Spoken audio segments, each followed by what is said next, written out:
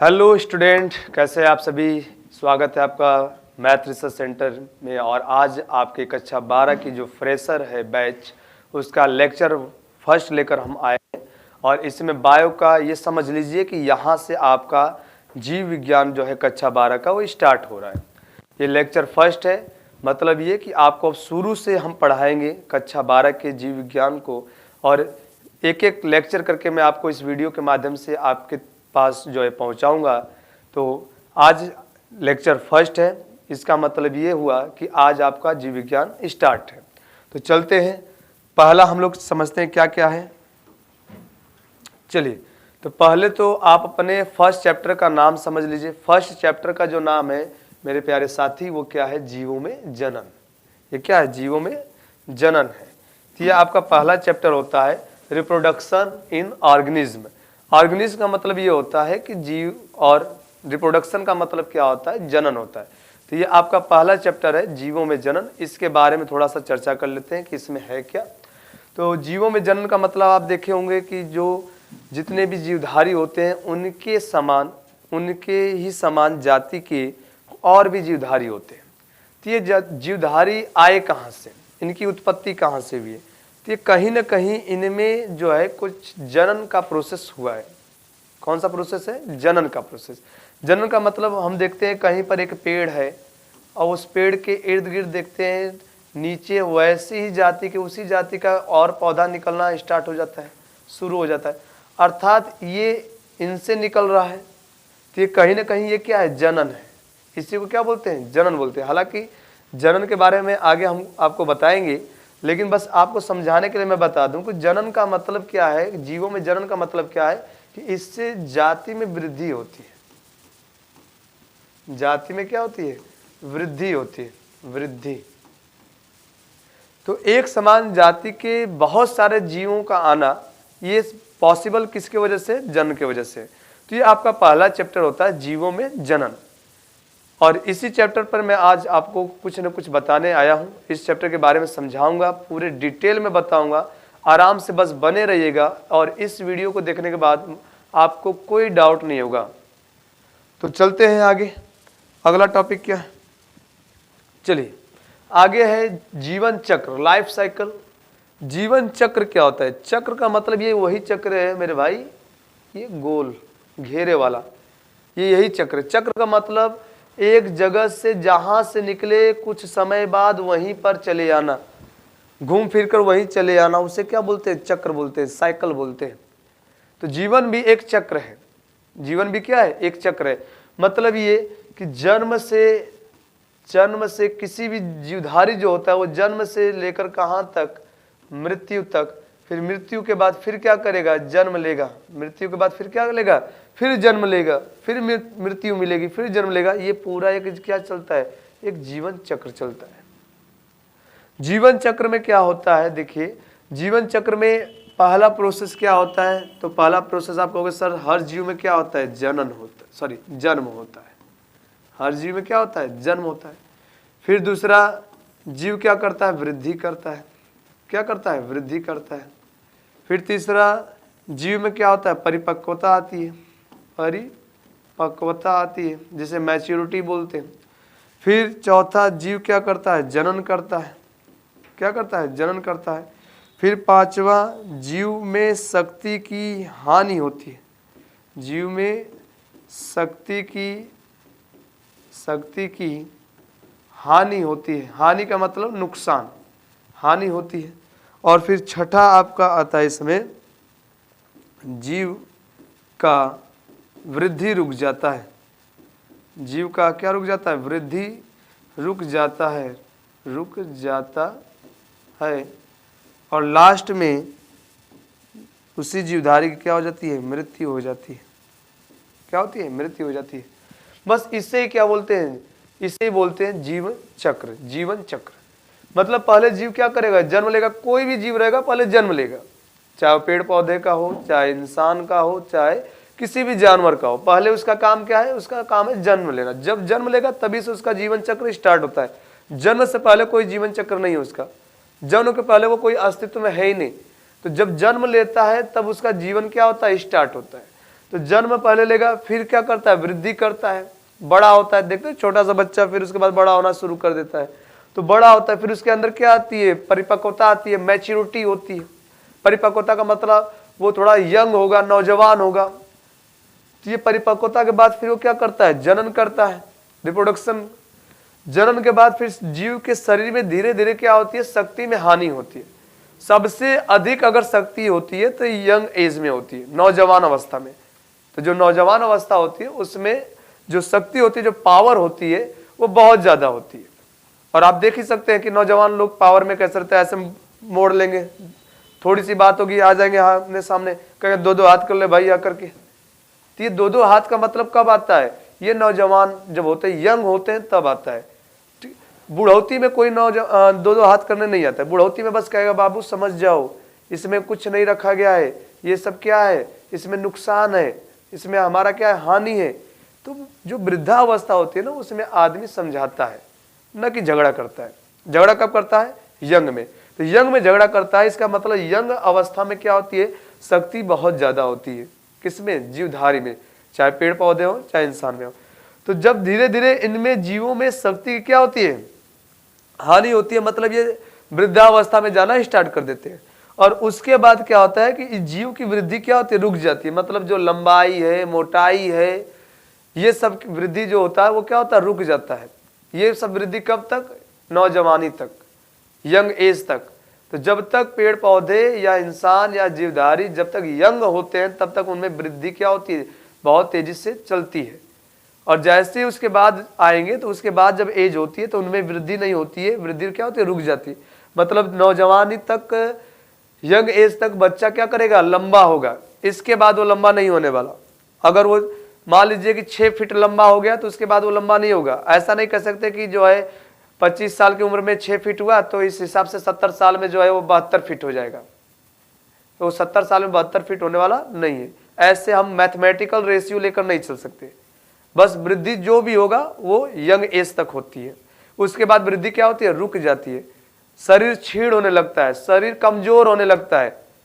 और एक स्टेज ऐसी आती है कि आपकी क्या होती है, मौत हो जाती है। जो जीव है उनकी क्या होती है, मौत हो जाती है। तो ये पूरा का पूरा एक सर्कल चलता है। तो इसी को बोलते हैं क्या, जीवन चक्र। मतलब जन्म से लेकर के, मैं कहूं जन्म से लेकर के, जन्म मतलब बोले तो बर्थडे मनाते हैं आप लोग ना, ये वही बर्थ है। बर्थडे मतलब जिस दिन जन्म होता है, बर्थडे मनाते हैं हम लोग। बहुत तेजी से इस समय ट्रेंड में चलता है बर्थडे। तो यहां पर जन्म से लेकर के मृत्यु तक, और मृत्यु क्या बोलते हैं, डेथ बोलते हैं, डेथ। इसमें का जो टाइम होता है, इसके बीच का जो समय होता है, इस समय को हम लोग बोलते हैं क्या, जीवन का। इस समय को क्या बोलते हैं, जीवन काल बोलते हैं। और जीवन काल को इंग्लिश में क्या बोलते हैं, तो जीवन काल को बोलते हैं लाइफ स्पैन। Life span.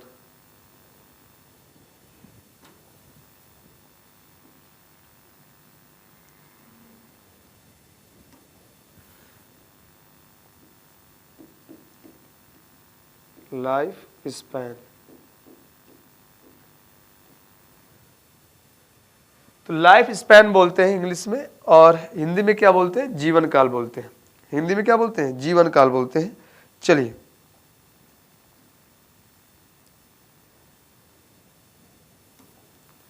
तो यहां तक आपको एक चीज क्लियर हो गया कि सर जीवन चक्र क्या होता है। तो जीवन चक्र मैंने आपको बता दिया कि जन्म से लेकर के कहां तक, जीवधारी के मृत्यु तक जो प्रोसेस होता है, इसी को क्या बोलते हैं, जीवन चक्र बोलते हैं। और जीवन चक्र में होता क्या है, तो किसी भी जीव के जन्म लेने से और उसके मृत्यु तक, जब तक वो जीव मर नहीं जाता है, उसके बीच का जो टाइम होता है, जो समय होता है, उससे हम क्या बोलते हैं, जीवन काल बोलते हैं। काल का मतलब क्या होता है, तो काल का मतलब होता है समय। तो जीवन का समय, जीवन कहाँ से मिला, जन्म से मिला। और जीवन कहाँ पर खत्म हुआ, तो जीवधारी के मृत्यु पर खत्म हुआ। तो यहाँ जन्म से मृत्यु तक के बीच का जो समय होता है उसे जीवन काल कहते हैं। और इंग्लिश में क्या बोलते हैं, तो इंग्लिश में उसको बोलते हैं लाइफ स्पैन। तो यहाँ तक मेरी बात अगर आपको अच्छे से समझ में आ गई है कि सर जीवन चक्र क्या होता है, जीवन काल क्या होता है। तो जीवन काल मतलब जीव के जन्म से लेकर मृत्यु तक के बीच का जो समय होता है, वो जो समय होता है उसे क्या बोलते हैं, जीवन काल बोलते हैं। तो यहाँ तक क्लियर है। तो इसे नोट कर लेंगे और बढ़ेंगे आगे। तो आगे देखते हैं, जल्दी से इसको नोट करेंगे।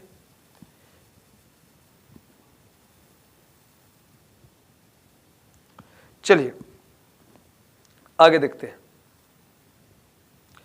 आगे दिया इसमें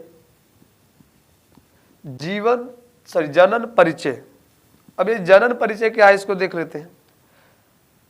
रिप्रोडक्शन, इंट्रोडक्शन। अब ये परिचय का मतलब क्या होता है? अगर मैं आपसे कहूं कि सर परिचय, तो परिचय का मतलब क्या होता है? तो आप कहेंगे सर परिचय का मतलब तो वो जो गांव की भाषा है, देहात में कहते हैं जान पहचान, कहते हैं ना लोग ना कि हमारी उनसे क्या है, जान पहचान है। तो जान पहचान को क्या बोलते हैं? परिचय। परिचय का मतलब किसी के बारे में बताना, उसकी पहचान करवाना, उसके बारे में बताना, उसकी पहचान करवाना, ये क्या कहलाता है? परिचय कहलाता है। जैसे कुछ लोग आते हैं कहते भाई फलाने का परिचय, तो कहते फलाने लोग यहाँ के विधायक हैं, यहाँ के नेता हैं। तो ये उनके बारे में क्या किया जा रहा है? पहचान कराया जा रहा है। तो पहचान कराना ही क्या कहलाता है? परिचय कहलाता है। तो मैं आपको पहचान कराऊंगा किसके बारे में? जनन के बारे में, कि जनन है क्या। तो चलते हैं, तो जनन के बारे में आपको पहचान करा दूं।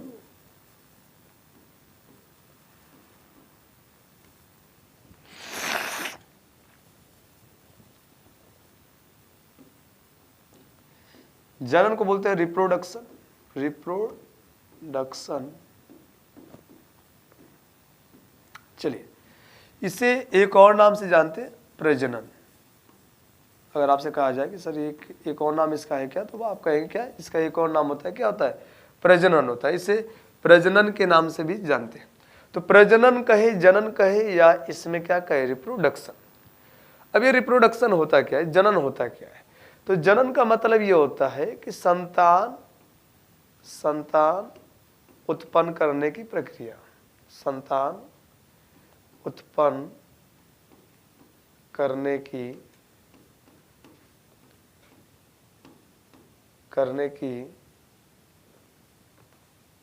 प्रक्रिया।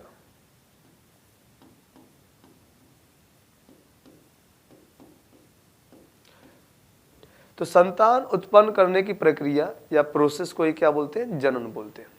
जैसे जितने भी जीवधारी हैं जो इस पृथ्वी पर है, चाहे वो मनुष्य हो, चाहे छोटे बड़े जीवधारी हो, ऐसे जीवधारी जो हमको नग्न आंखों से नहीं भी दिख रहे हैं, या ऐसे जीवधारी जो बहुत बड़े आकार में है, वो सब अपने जाति को बढ़ाने के लिए संतान उत्पन्न करते हैं। अपनी जाति को बढ़ाने के लिए क्या उत्पन्न करते हैं? संतान उत्पन्न करते हैं, संतान पैदा करते हैं। तो जो संतान पैदा करते हैं उस प्रक्रिया को ही क्या बोलते हैं? जनन बोलते हैं। उसे क्या बोलते हैं? जनन बोलते हैं। तो प्रत्येक जीवधारी में ये गुण होता है, जब उसकी मैच्योरिटी होती है, परिपक्वता आती है, तो वो उसके अंदर जनन करने की क्षमता आती है। तब वो जनन करता है और जनन के द्वारा ही संतान क्या करता है? उत्पन्न करता है। अपनी जाति की संख्या क्या करता है? बढ़ाता है। जैसे में आप इन दिनों देख रहे हैं, भारत की जो पॉपुलेशन है पूरे वर्ल्ड में नंबर 1 पर चल रही है। तो ये पॉपुलेशन इतनी इंक्रीज कहाँ से हो रही है? ये जनसंख्या जो है वो कहाँ से बढ़ रही है? लोग कहाँ से ज़्यादा बढ़ रहे हैं? वृद्धि कहाँ हो रही है लोगों में? कैसे हो रही है? तो सब के सब वृद्धि किसकी वजह से है? जनन की वजह से। तो जनन की वजह से संख्या में क्या होती है? वृद्धि होती है, जाति में वृद्धि होती है। तो जनन का मतलब आपको मैंने बता दिया कि संतान उत्पन्न करने की प्रक्रिया को ही क्या कहते हैं? जनन कहते हैं। अब ये जनन आवश्यक क्यों है?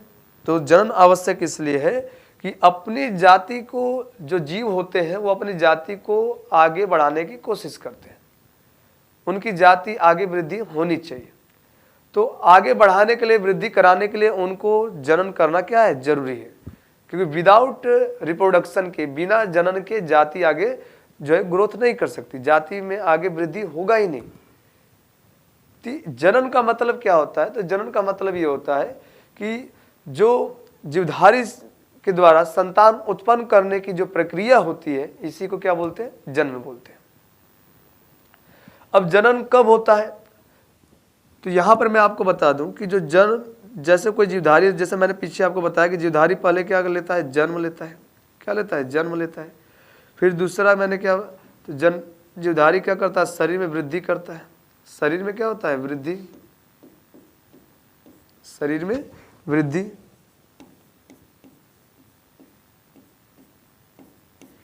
फिर तीसरा क्या होता है, उसकी किशोरावस्था आती है, किशोरावस्था।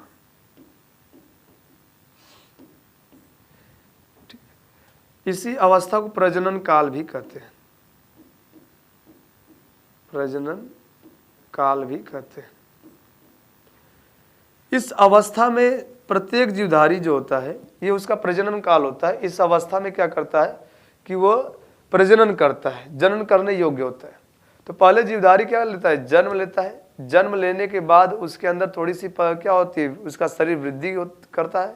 फिर उसके अंदर मैच्योरिटी आती है, और मैच्योरिटी जब आती है किशोरावस्था में, तो वो उसका कौन सा टाइम होता है, प्रजनन काल होता है। और इसी काल में, इसी समय के दौरान वो क्या करता है, जनन करता है, क्योंकि इस समय में उसके अंदर जनन क्षमता क्या होती है, विकसित होती है। तो ये जनन के बारे में कुछ क्या है, परिचय है। जनन कितने प्रकार के होते हैं तो ये मैं आपको आगे बताऊंगा, कितने प्रकार के होते हैं जनन, कौन कौन सी विधियां होती है, तो ये मैं आपको आगे चलकर बताऊंगा। तो केवल जनन के बारे में आप इतना ही समझिए कि जनन का मतलब क्या होता है कि किसी भी जीवधारी के द्वारा संतान उत्पन्न करने की प्रक्रिया को ही क्या कहते हैं, जनन कहते हैं। तो चलते हैं आगे, नेक्स्ट, इसको नोट कर लेंगे सभी। चलिए, यहां पर क्या है कि मैं कुछ जीवधारी हैं जिनके मैं आपको बता रहा हूं कि उनका जीवन काल कितना होता है, लाइफ स्पैन क्या होता है। जैसे मनुष्य का अगर हम कहें तो मनुष्य का आपसे पूछे तो मनुष्य कहेंगे सर कि जो मनुष्य है इसका जीवन काल कितना होता है। मनुष्य का जीवन काल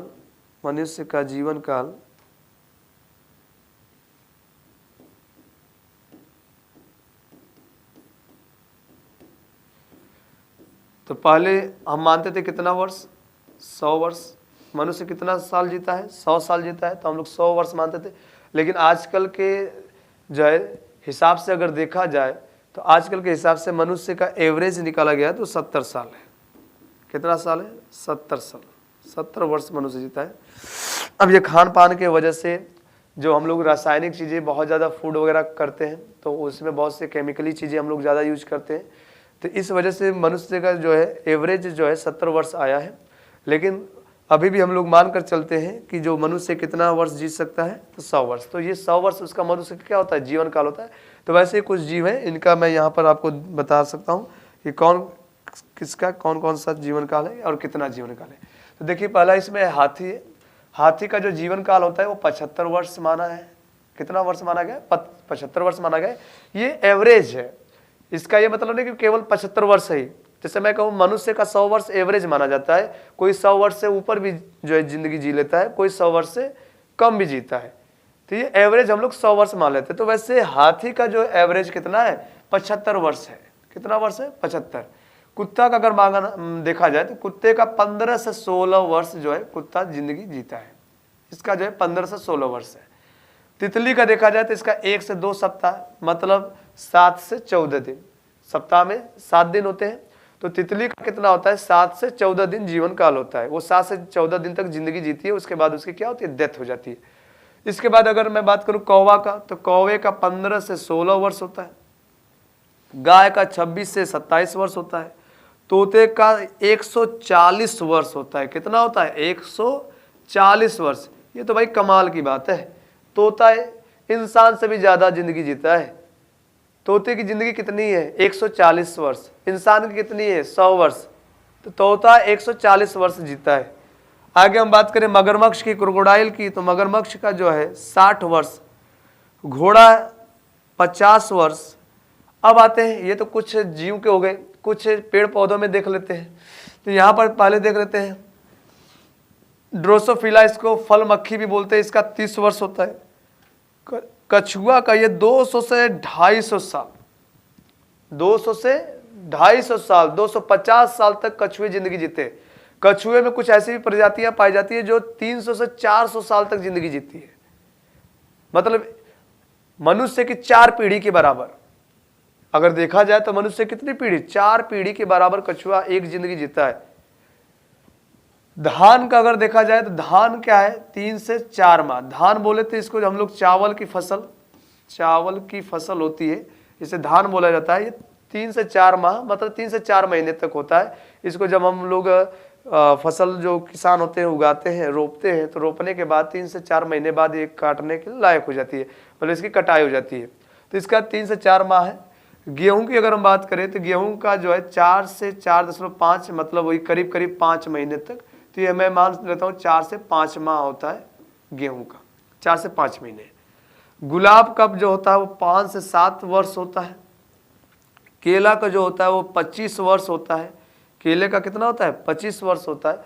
अब आप कहेंगे सर केला तो जो है 1 वर्ष में ही एक फल लेता है, एक बार फल लेता है, तो उसका तो जीवन काल वहीं खत्म हो गया, तो ये 25 वर्ष कहाँ से हो गया? तो ये 25 वर्ष यहाँ से हुआ मेरे भाई। इसको ध्यान से समझो कि जहाँ केले का पौधा निकलता है, आपने वहाँ देखा होगा कि एक के साथ कई पौधे और निकलते हैं साथ में केला के। तो एक ठो अगर टूटता है, दूसरा ग्रोथ करता है, तीसरा ग्रोथ करता है। तो ये पूरा प्रोसेस जो है वो 25 वर्ष तक चलता है। कितने वर्ष तक चलता है? 25 वर्ष तक।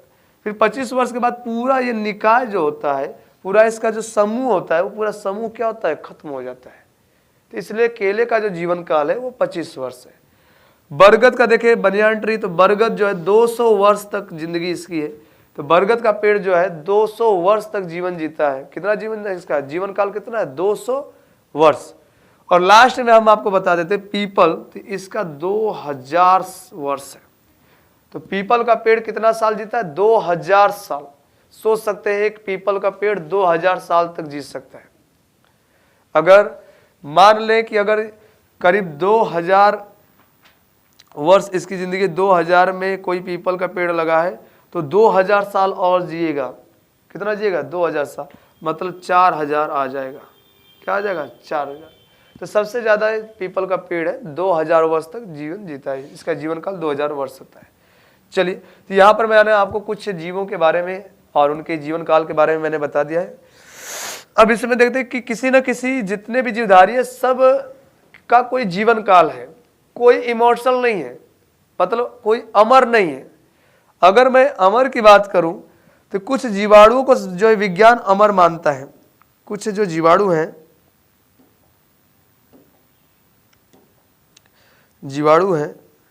इन जीवाणु को विज्ञान क्या करता है? अमर मानता है। अमर मानता है। अमर बोलते इमोर्टल।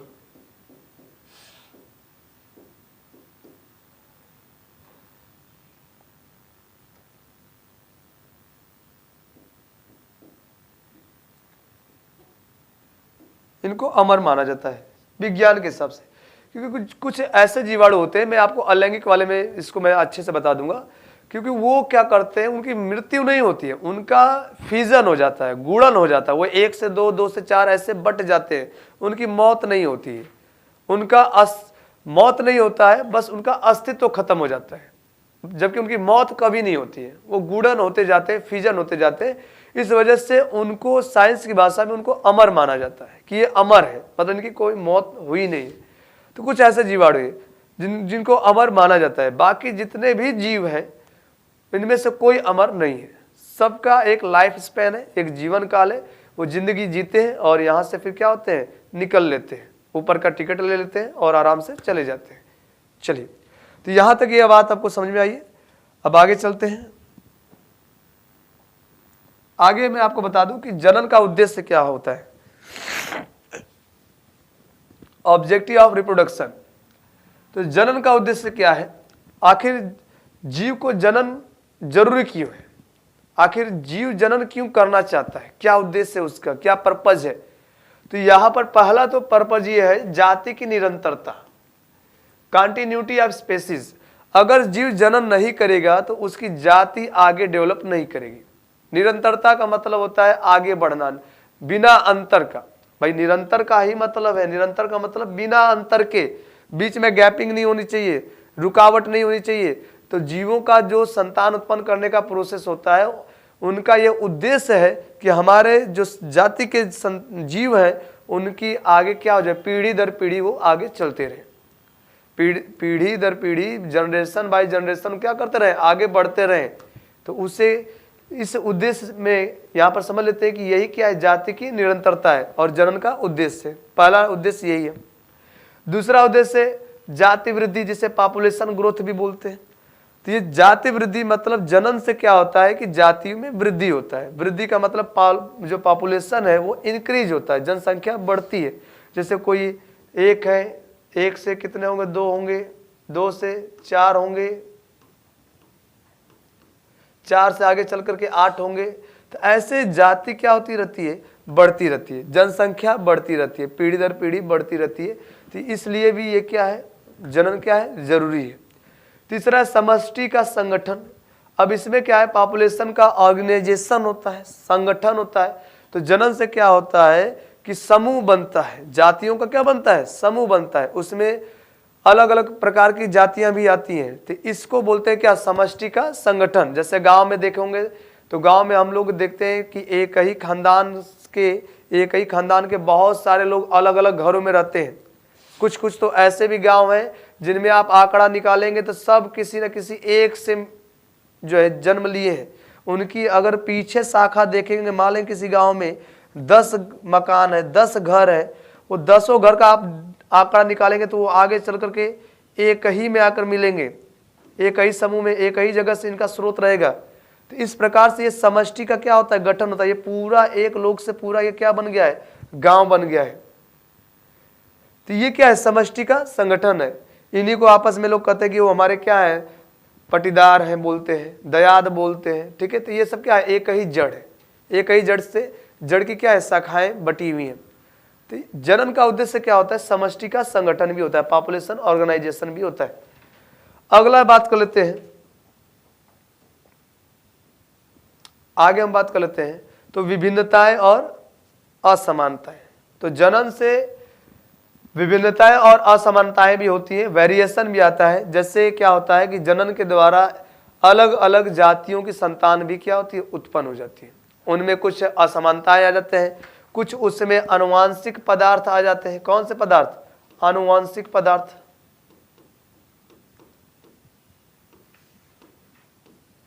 इन्हें जेनेटिक मटेरियल कहते हैं, आनुवांशिक पदार्थ। तो ये आनुवांशिक पदार्थ आ जाते हैं जिसके वजह से जो जाति होती है वो कुछ अलग दिखती है। जैसे एक ही माता पिता की जो संतानें होती हैं, अगर 4 संतानें हैं तो 4 संतानें एक जैसी नहीं होंगी, वो किसी आकारिकी के हिसाब से, शरीर के ढांचे के हिसाब से, रंग के हिसाब से, कुछ जो है जनक से मतलब माता पिता से क्या करेगी, अनमैच करेगी, मतलब मिलेगी नहीं, कुछ अलग होगी। तो इसे क्या बोलते हैं, विभिन्नता या असमानता, या इंग्लिश में क्या बोलते हैं, वेरिएशन। तो जनन के माध्यम से जातियों में विभिन्नताएं भी आती है, मतलब अलग अलग जो है प्रकार की जातियां भी क्या होती है, निर्माण होती है, क्रिएट होती है इनसे। और अलग अलग जातियां क्रिएट क्यों होती है, क्योंकि उनमें अलग अलग क्या आते हैं, लक्षण रहते हैं। जैसे मैंने आपको बताया कि एक ही माता पिता के 4 संतानें रहेंगी या 2 संतानें रहेंगी, लेकिन दोनों संतानें आपस में थोड़ी सी क्या रहेंगी, अलग रहेंगी। कुछ उनके लक्षण अलग रहेंगे, शरीर का आकार अलग रहेगा या रंग अलग रहेगा, कुछ न कुछ उनको उनमें अलग रहेगा, जिसकी वजह से आप उन्हें क्या करेंगे, अलग अलग जो है पहचान कर सकेंगे। तो इसे क्या बोलते हैं, विभिन्नता या असमानता है। और चौथा उद्देश्य जो होता है, पृथ्वी पर जीवन की निरंतरता। ये मोस्ट इंपॉर्टेंट है। पृथ्वी पर जीवन की निरंतरता, अगर जनन नहीं होगा तो पृथ्वी पर जीवन का निरंतरता नहीं होगा। ये जो जीवन चल रहा है पृथ्वी पर, ये जीवन का क्या हो जाएगा, खत्म हो जाएगा अगर जनन नहीं होगा। अगर मान लीजिए कि अगर कोई जीव जनन करना अगर छोड़ दे, कोई भी जीव, तो वो अपने जीवन काल के हिसाब से, मान लेता हूँ मैं मनुष्य को ही मान लूँ, अगर मनुष्य जनन करना छोड़ दे तो 100 वर्ष बाद मनुष्य का जीवन से अस्तित्व क्या हो जाएगा, 100 वर्ष बाद क्या हो जाएगा, खत्म हो जाएगा। 100 वर्ष बाद जो मनुष्य है वो इस पृथ्वी से इसका क्या होगा, अस्तित्व खत्म हो जाएगा, मतलब पृथ्वी पर मनुष्य रह ही नहीं जाएगा। तो आगे 100 से आगे तक अगर चलाना है तो इसके लिए उद्देश्य इसका क्या होता है कि जनन जीव क्या करते हैं, लगातार करते रहते हैं। अगर जनन नहीं करेंगे तो पृथ्वी पर जीवों का अस्तित्व क्या हो जाएगा, खत्म हो जाएगा। जैसे डायनासोर जो है वो आज उनका पृथ्वी पर अस्तित्व नहीं है। हालांकि साइंटिस्ट जो है इस पर प्रयास कर रहे हैं कि फिर से डायनासोर को कैसे लाया जाए, लेकिन ये पॉसिबल नहीं हो पा रहा है। तो वो क्यों नहीं हो पाया, क्योंकि उनमें जनन क्या हुआ, मतलब जनन उस जीव में खत्म हुआ, जिसके वजह से क्या हुआ, उनका आज के जो है पृथ्वी पर, आज के जीवन में, आज की दुनिया में उनका अस्तित्व नहीं है। तो जनन अगर नहीं होगा तो जीवों का पृथ्वी पर जो है अस्तित्व क्या हो जाएगा, खत्म हो जाएगा। इसलिए एक ये भी इंपॉर्टेंट है कि पृथ्वी पर जीवन की क्या होती है, निरंतरता होती है। तो इस हिसाब से जनन की ये उद्देश्य है जो मैंने आपको बताया है, इसको आराम से समझ लेंगे और चलेंगे आगे, देखते हैं आगे। चलिए, जनन की विधियां, ये आज के वीडियो का लास्ट टॉपिक है, बाकी हम अगले लेक्चर में लेकर आएंगे। तो जनन की विधियां क्या होती है, मेथड्स ऑफ रिप्रोडक्शन क्या होता है, तो यहाँ पर मैं आपको बता दे रहा हूँ जनन की जो है 2 विधियां होती हैं। कितनी होती हैं? 2। एक होती है लैंगिक जनन, लैंगिक जनन, इसे सेक्सुअल रिप्रोडक्शन भी बोलते हैं, सेक्सुअल रिप्रोडक्शन।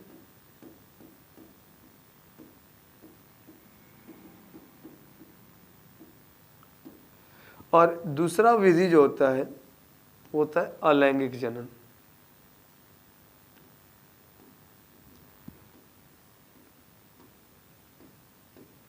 अलैंगिक जनन, या इसे एक और नाम से जानते हैं,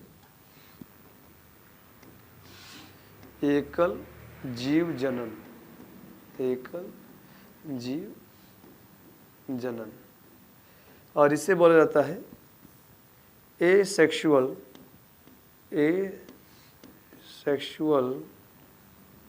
रिप्रोडक्शन,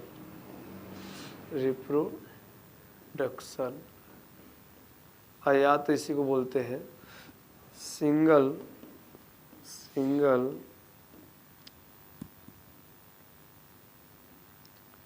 ऑर्गेनिज्म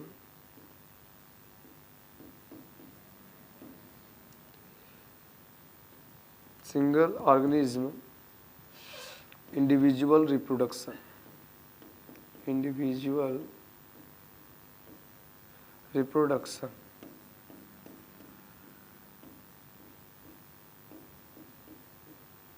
चलिए, तो जनन की कितनी विधियां होती है, तो जनन की 2 विधि होती है। जनन की 2 विधि का मतलब तरीका होता है, इंग्लिश में इसको मेथड भी बोलते हैं या तरीका भी बोलते हैं। तो जनन कितने तरीके से किया जाता है ये मैं आपको बता रहा हूँ।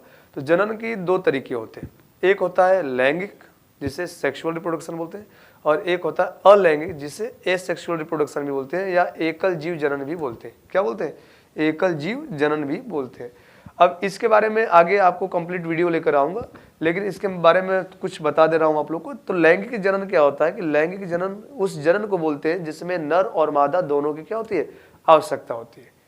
तो नर और मादा जिसमें दोनों की जरूरत होती है जिस जनन को करने में, उसे क्या बोलते हैं? लैंगिक। या ऐसे भी कह सकते हैं कि जिस जनन में दोनों युग्मक लगते हैं, नर युग्मक और मादा युग्मक दोनों युग्मक होते हैं, उसे क्या बोलते हैं? लैंगिक जनन बोलते हैं। अलैंगिक जनन किसे बोलते हैं या एकल जीव जनन किसे बोलते हैं? तो ये इस प्रकार के जनन में क्या होता है कि एकल जीव मतलब एक जीव अकेला क्या करता है? जनन कर लेता है। तो अकेला जीव क्या करता है? संतान उत्पन्न कर लेता है। इसमें नर और मादा दोनों की जरूरत एक साथ नहीं होती है, या तो नर या तो मादा दोनों जनन कर सकते हैं, लेकिन दोनों का एक साथ कोई जरूरत नहीं पड़ेगा। तो इसे क्या बोलते हैं? एकल जीव जनन या अलैंगिक जनन बोलते हैं। तो इसके बारे में आगे मैं कंप्लीट वीडियो लेकर आऊँगा। तो ये लेक्चर फर्स्ट का इतना ही। आपको कैसा लगा वीडियो आप ज़रूर बताएंगे, और आगे वीडियो को देखने के लिए इस चैनल को सब्सक्राइब और लाइक और शेयर करेंगे। तो ये वीडियो मैं इसी पर आपको समाप्त करता हूँ।